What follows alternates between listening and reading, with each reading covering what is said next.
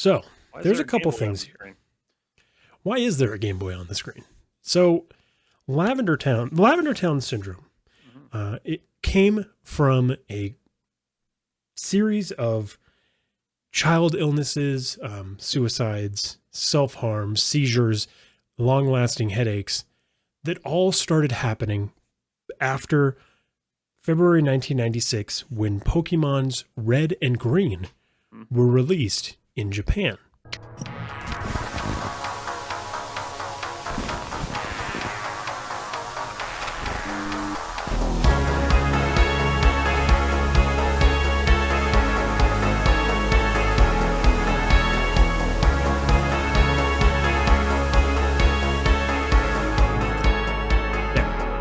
I'm not going to get too into it because that's what this entire episode is about. But essentially, there's one area in the game that supposedly has a very specific song that will it's specific. cause these things to happen. And I'm going to play the song on stream. Don't worry. I want to give you a spoiler right now. It's not going to make you harm yourself. So don't even worry about that. But before we do that, welcome to another episode of Morbid Message Monday. My name is Jake. And my name is Matt.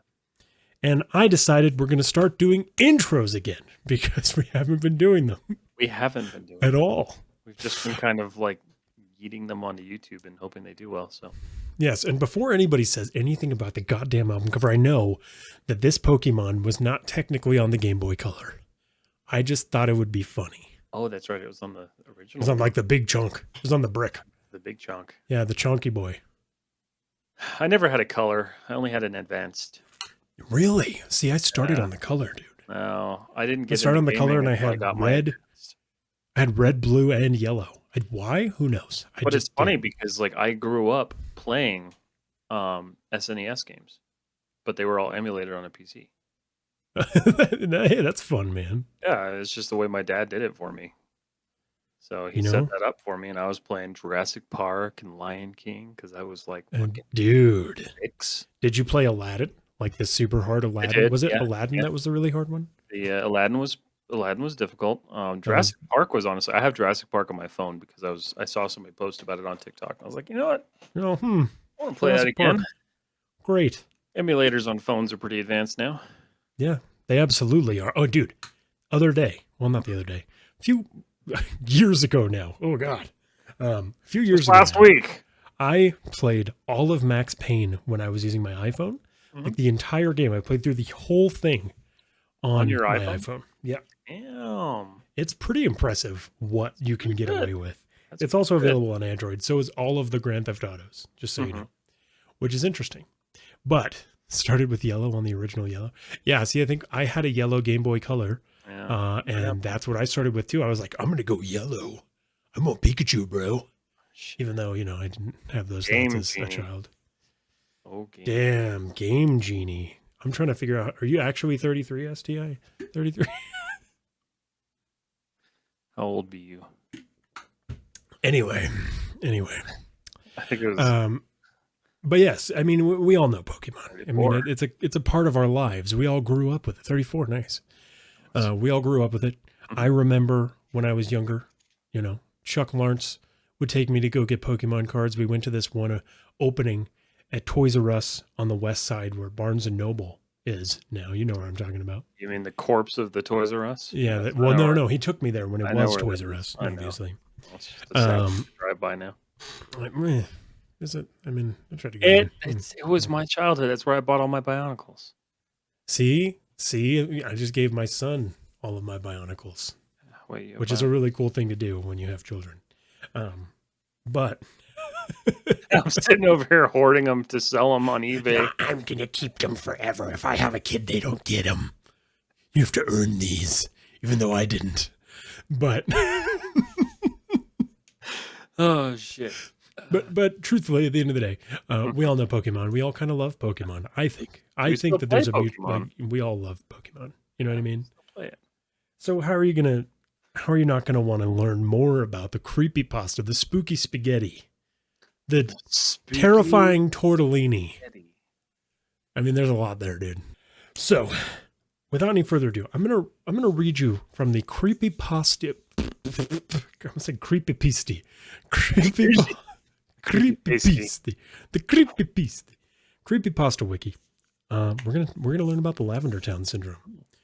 So Lavender Town syndrome, also known as Lavender Town tone or Lavender Town suicides, was a peak in suicides and illness of children between the ages of 7 and 12 after the release of Pokemon Red and Green back on February 27th, 1996. Rumors say that these suicides and illnesses only occurred after the children playing the game reached Lavender Town, whose theme music had extremely high frequencies that studies showed only children and young teens could hear because their ears, their ear holes are a little more sensitive. You know what I mean?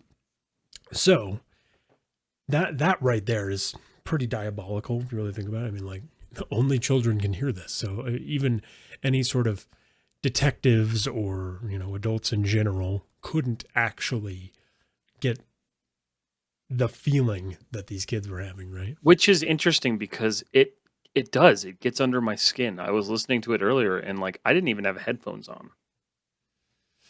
Yeah, see, and I was trying to listen to it earlier, and I will play it for you all because I feel like it's important. In fact, while I'm talking about this, I'm going to play you the Lavender Town theme. It's so loud. Okay. Anyway, due to the Lavender Town, at least 200 children supposedly committed suicide, and many more developed illnesses and afflictions. The children who committed suicide usually did so by hanging or jumping from heights. Those who did not acted irrationally, complained of severe headaches after listening to Lavender Town's theme. Although Lavender Town now sounds differently depending on the game, this mass hysteria was caused by the first Pokemon game released. After the Lavender Town incident, the programmers had fixed Lavender Town's theme music to be at a lower frequency, and since children were no longer affected by it.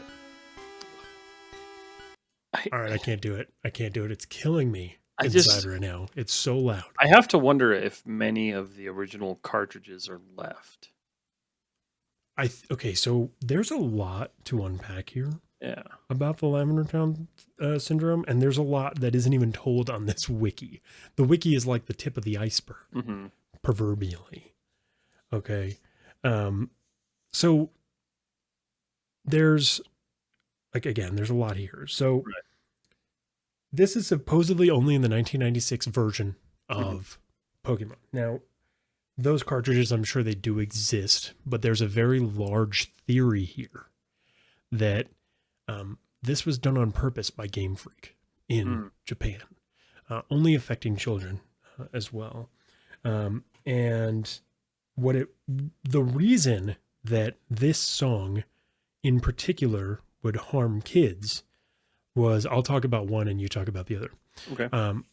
They used this is a well-known fact actually, Pokemon was known for using binaural beats, like one of the earlier pioneers of binaural beats in their game with their chiptune music and all that kind of stuff, which is one of the reasons why Pokemon as a whole would cause headaches or cause a little bit of like mind fog or something like that. Because I remember even as a kid that Pokemon, when I would play for too long, or if I had headphones in, or if I had the speakers on too loud, or whatever the case was, the music would give me a headache. And generally, I wouldn't feel great after a long session. Now, I attribute that to the fact that I played for hours at a time, obviously.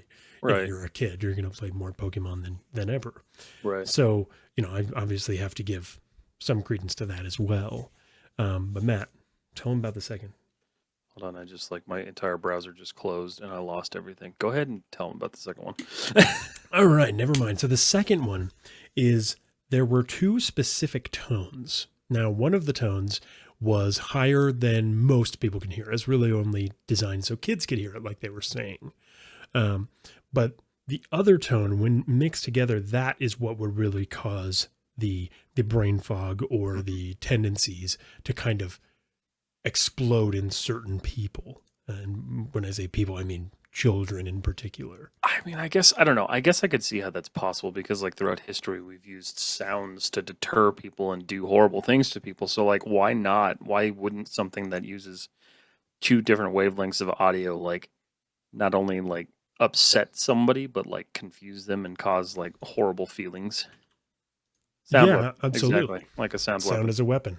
Well, Yeah, that's a big thing, and again, there is the theory that Game Freak was essentially like being contracted by the Japanese government to see if this shit would work, and when the shit hit the fan, the Japanese government recalled the it's game silently. like a militaristic test. Exactly, and Hmm, those cartridges were confiscated from interesting. those who owned them. So I am curious. I'm gonna go on eBay here. Yeah, look it up, I want to see if we can actually. Well, not that we're gonna buy one, but like, dude. Can you imagine how expensive that would be? let's find out. Let's find out. Original That would just be absurdly Lavender expensive. Town Game Boy. Ooh. What? Wow. If that's right, $700.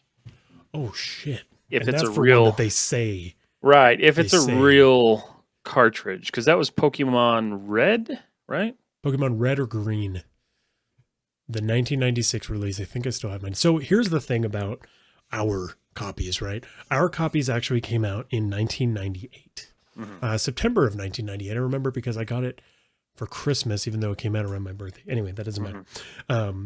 And our versions of the game, the US versions of the game, actually had a different recomposed version of the Lavender Town theme.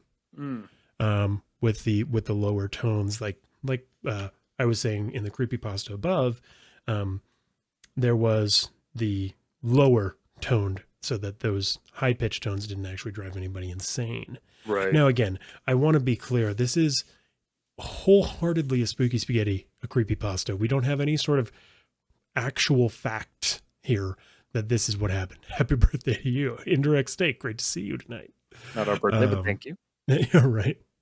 I found it. So there is somebody selling the original Japanese Jesus Charizard Pokemon Pocket Monsters Red package. $100. Damn. Comes with the original manual and the map and everything.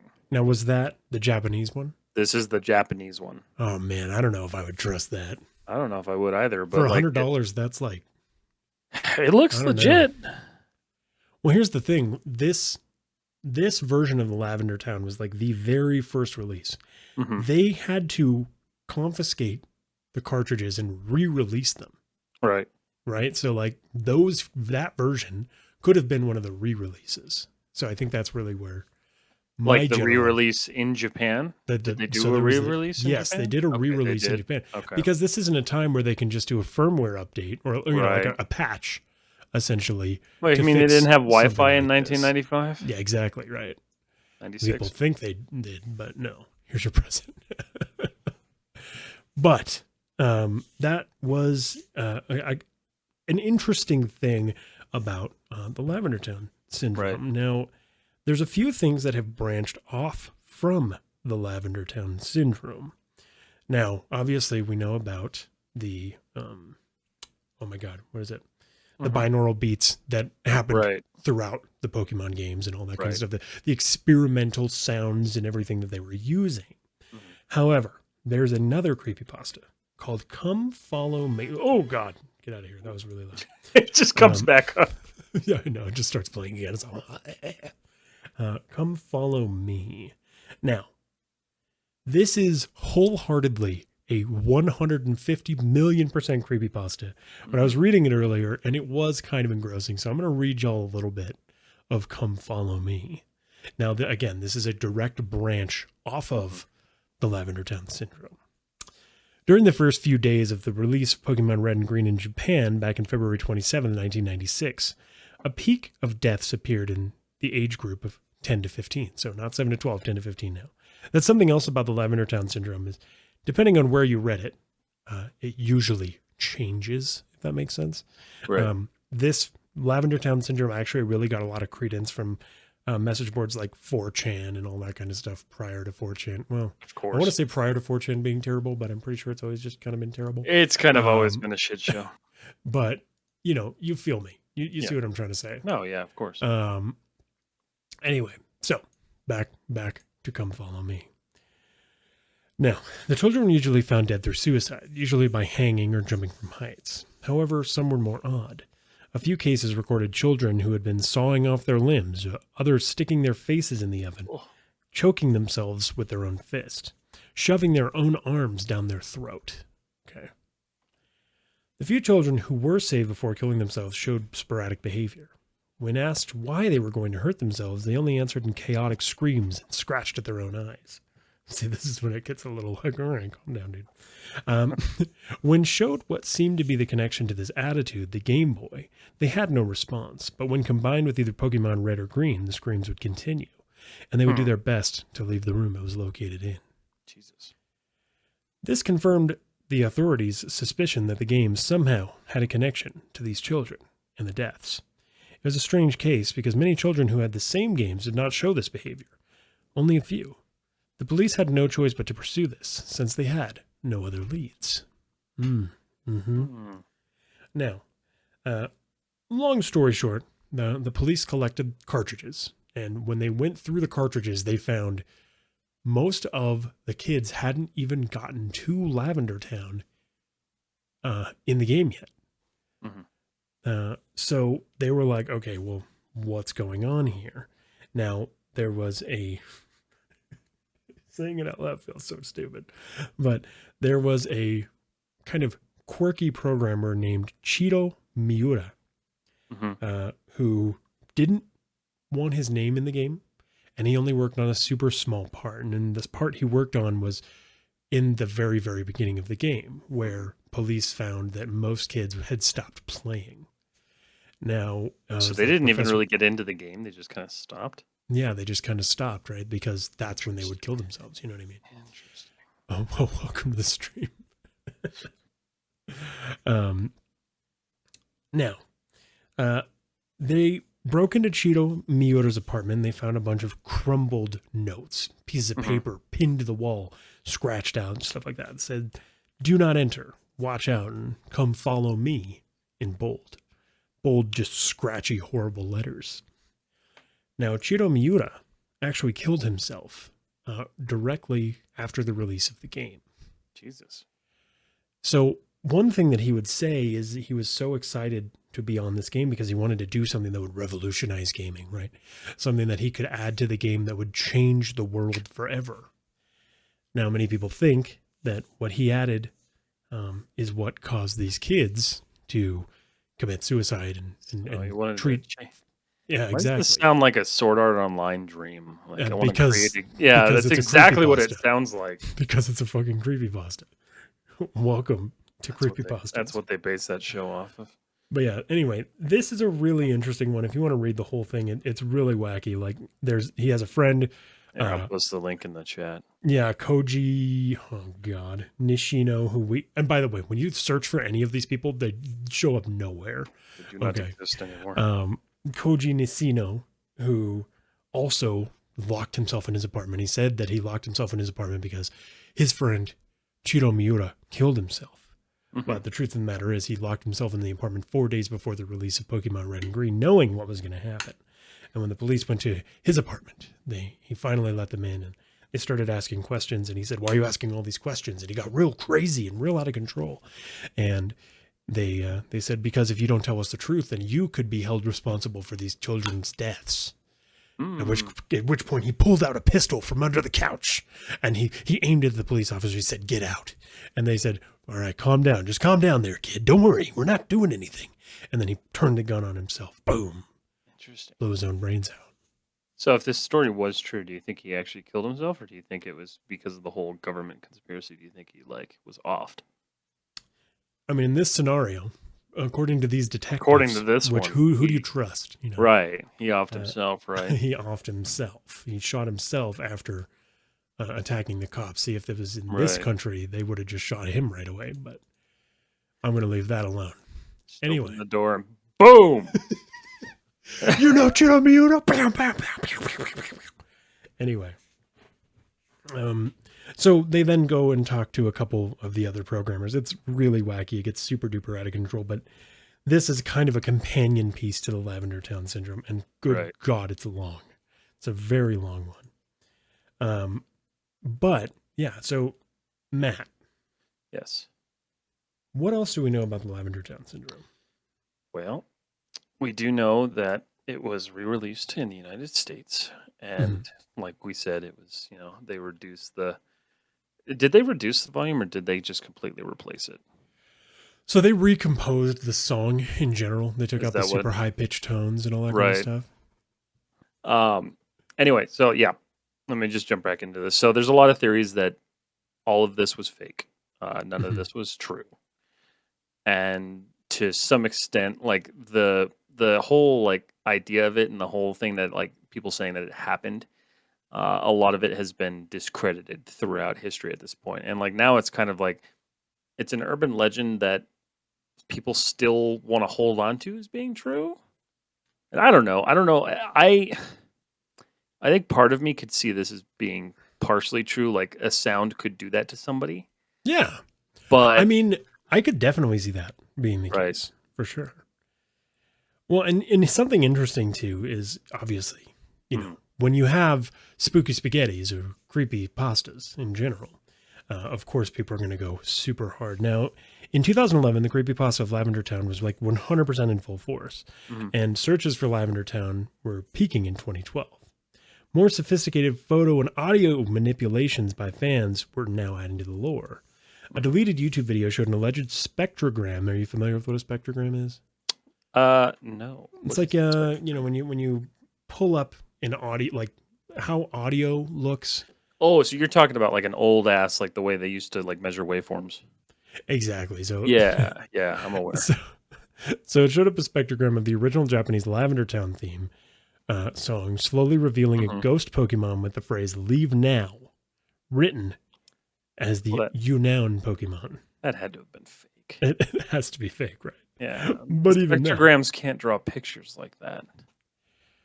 Now, the thing is, many people, even skeptical ones, such as ourselves, found themselves sucked into the wealth of the so called evidence for Lavender Town's insidiousness. And real world troubles for the Pokemon franchise only added to the tingle that maybe, just maybe, some of the rumors were true. Mhm. In December of 1997, over 700 people in Japan were hospitalized with seizures, dizziness, and vomiting blood after watching a popular Pokemon episode on television. Towards the end of the episode, Cyber Soldier Porygon, Mhm. a bomb goes off. Wait, yeah, a bomb goes off, and for approximately 5 seconds, red and blue lights flash and pulsate on the screen. Mhm. Medical experts were stumped by how pervasive and widespread this effect of this episode were, with both adults and children falling ill across Japan. I have And to some, wonder if they like I don't know. This was before like we really focused on like seizure warnings and stuff like that. So like was it well aware at the time that like images moving that way could cause that? well, and some U.S. doctors were referring to it as optically simulated epilepsy. Right. Uh, the scene was later removed before a global release, but the original scene can be viewed here. Oh God, no! I'm not clicking on that. Don't play I that don't want one. to watch it. I don't want to I watch it. watched that earlier and it's pretty it hurts. It's pretty brutal. Well, Well, it's and like it's red it's interesting red and blue constantly flashing. It hurts. because there is there is credence to the idea that maybe there's something insidious behind the whole behind Pokemon in Mhm. Japan and where it really came from. Now, Lavender Town as we know it today, by the way, this is from retroware.com. Mhm. Incidents like the Porygon episode, seemingly intangible things that meant for children causing real physical pain, only gave credence to the otherwise improbable sounding Lavender Town myth. These incidents, married with the sheer amount of people contributing to the lore merrymaking online, made Lavender Town syndrome kind of hard to resist. Give me one second.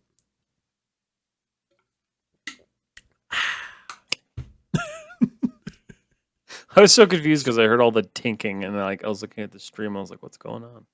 Yeah, you know what it is. I You know. know what it is. Black and yellow. Black. Anyway, um, now after all, it is a story that's meant to precisely target the pressure points of those who grew Mhm. up on Pokemon in the 90s. It features victims aged 10 to 15. I mean, not necessarily us at that point, but if we're looking at the 7 to Mhm. 12 range, I mean, then we're fitting that spectrum. And revolves around a game that most children across the world have played. And it involves something that had subconsciously unsettled perhaps millions of people. Uh, Mm. so, and best of all, it requires an advanced fluency in Yeah. And Japanese, in Japan. in Japan to fact check, which, it's interesting how it all kind of fits Well, and like together. the way everything is stacked, I mean, you've got this horrible music, you've got this horrible setting. It like the game itself at the point when the music hits off is set in a Pokemon graveyard.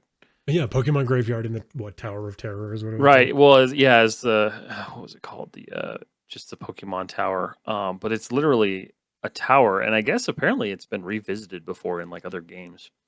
Yeah, it Um, actually was turned into like a radio station in a couple of the others. yeah. Well, and so like it's just this tower of tombs of dead Pokemon that you have Yeah. to like fight your way to the top, hmm and then I guess the rumor, or if it was confirmed or not, is that the thing at the top of the tower was the dead. I think it was Marowak. Well, Marowak was in there. Was it Marowak? It was the parent to Cubone. Yeah, that's Marowak. Yeah. The So evolved version. the rumor was is you run into that one that was killed by poachers. And so that was at the top of this hell tower. So like Well, really honestly it's a very dark place for a Pokemon game. yeah, I mean, and generally when there's, things of that nature Mhm. in a game like this, I mean, it feels like there may be something pervasive kind of sitting around the corner. You never know what's going to happen inside of Lavender Town. Why is it so creepy? Right. Yeah, I So, don't yeah. that's the thing is I don't understand why any of this even came about because like this was a game marketed to kids. It's like why are they fighting through a tomb of dead creatures? On dead Pokemon. Right, they're supposed to love these things, and you are making them dance and fight on their graves. Like it just doesn't make any sense to me. And then on top of that, you put this horrible, god awful music on top of it. And if you And listen to the current one, it's not nearly as bad. no, it's very dumbed down. Originally seen as a vertical graveyard, right? hmm Lavender Tower. Get this the Lavender Tower. But yeah, you're right. It has been turned into like a radio tower. And then there was one game where it was actually a graveyard again, but I think hmm it was a little bit less horrible. Yeah. I don't know. It's Yeah. weird to think of a Pokemon graveyard because you're like, Pokemon don't die. What are you talking about? But it's like, why is it there at all? You know? Right. Well, why did this area have to be so horrible? Well, and it's interesting because it's like, whether it's a creepypasta or not, whether it's a Mhm. conspiracy theory, whatever the case is, it had to have come from somewhere. Right. Well, and like it's a pretty big claim to say that 600 to 700 people were like hospitalized or killed because of this. Well, no, not this. That was the episode with Porygon. Oh, was it the Porygon? That was the Porygon episode. What was the count for the 200, 200? Still, specifically children. yeah, still a huge claim that 200 kids were suddenly hospitalized or committed suicide because of a game. Yeah. I mean, that's not exactly a story that just gets passed around because of a bad game of telephone. Yeah, exactly. It's not something that So, is just like, let's just keep yeah, passing it is to one is there another. some truth to none of these people work at Niantic, right? I don't know. Probably not. Hopefully not. They're all secretly killing us when we play Pokemon Go. So none of those people work at Niantic, right? No, a lot of these people still work at fucking Nintendo. Most of these people are Actually. probably dead. Hmm. I mean, if they were old enough at the time, you would think. No, I mean, a lot of these people still work at Nintendo. Like I looked up Koji Nishino, Really? Some of them who still was work there. referenced in Come Follow Me. He's the guy who apparently pulled a gun on the police and then shot himself. He still works for Nintendo, by the way. Hmm. Uh, so Okay, so that he's part's still bullshit. alive. Yeah, Yeah. exactly. So, it's a It's lot of it's hard to general tell. bullshit. Like I could see it being a thing. I don't know if it's some massive Japanese government conspiracy, but like I could see it very much being a thing that affected children. Because we've seen Yeah. it before. I mean, whether it's a toy with like a bad odor or something like that, we've seen toys and games and shit like that put kids in hospitals and then also cause like really horrible behavior. Well, there's a lot of very despicable things behind toys. And, Yeah. think about the 1950s where there was just lead in like Oh, everything. yeah, everything had lead. Like if you Wasn't got there a a toy that had like plutonium in it or something ridiculous? there was a toy. It had radium in it. I think it was supposed to be like an inactive radium, but it allowed it to glow. Hmm. I don't remember what toy it was though, but I do remember reading about that story. Yeah. But no, a lot of those kids' toys, even the kids' toys we grew up with, like they were just not. They're not toys. They were not safe. No, But they're not chill.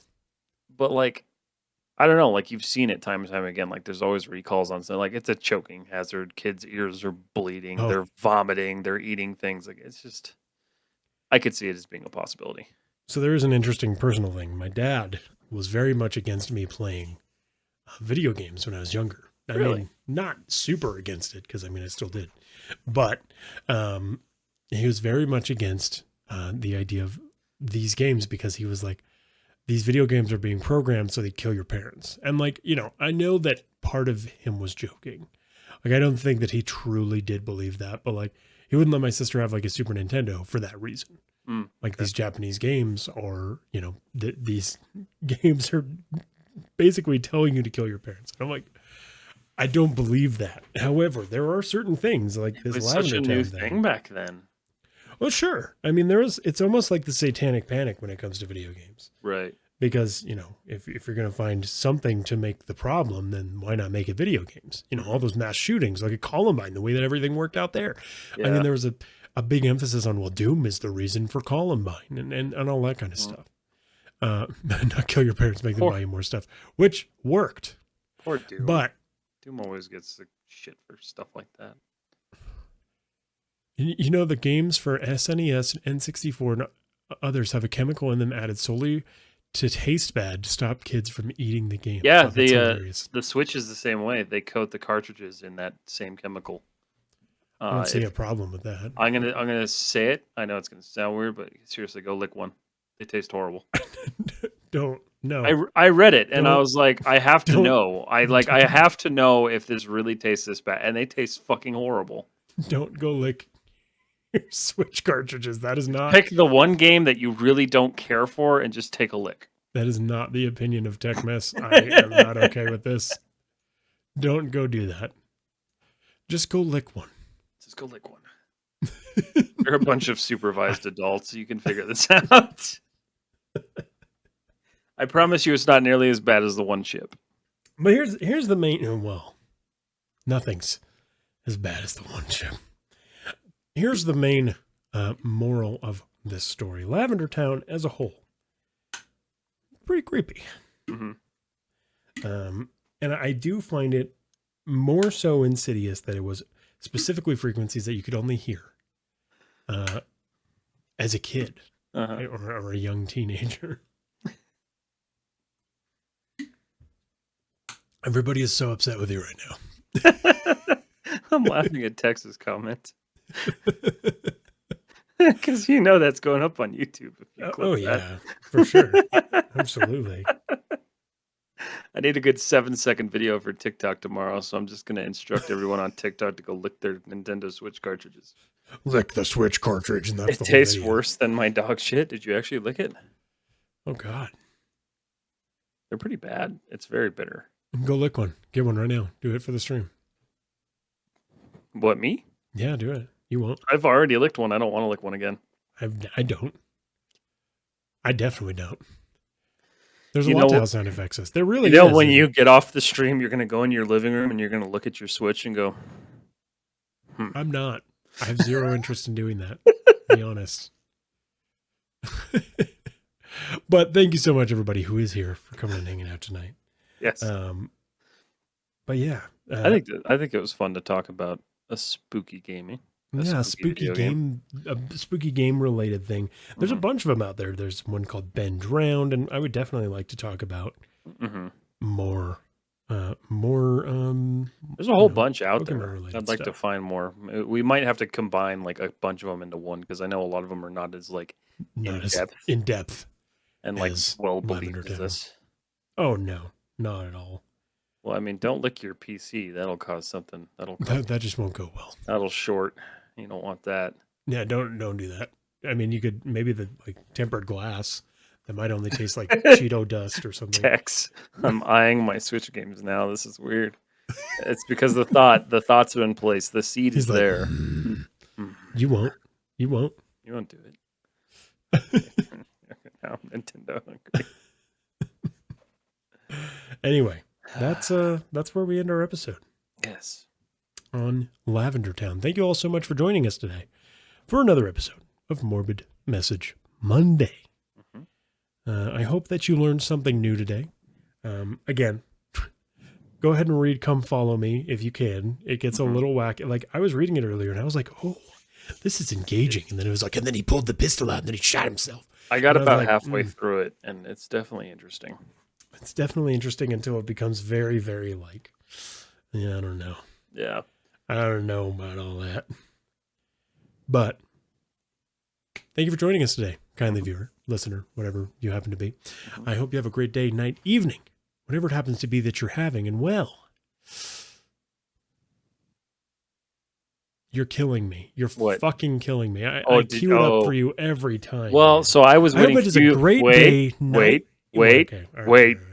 I was waiting for you to do the thing that we said we're going to do at the end of each show, which is, don't forget the podcast is available on all podcast listening platforms. And if you want to, you can watch it live on twitch.tv/tech_mess or over at YouTube. Morbid Message Mondays presented by Tech Mess. Make sure you follow Tech Mess on all the things, like Matt just said.